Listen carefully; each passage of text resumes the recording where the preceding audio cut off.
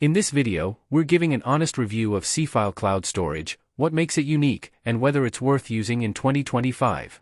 Seafile is a cloud storage platform that you can use either through their hosted service or by setting it up on your own server.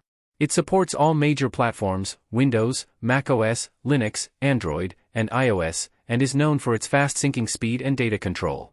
The good stuff is that Seafile syncs files incredibly fast because it only uploads the parts of a file that changed, not the whole thing. You also get complete control over your data since you can self-host it and even use end-to-end encryption for extra privacy. It also handles versioning very well, meaning you can easily restore older versions of your files.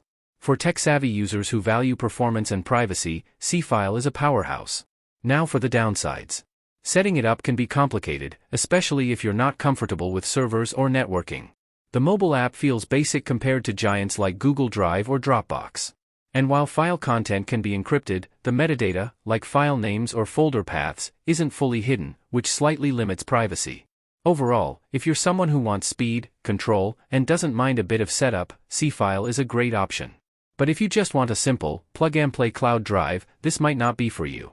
If you found this review helpful, subscribe for more honest reviews and comment where you're watching from.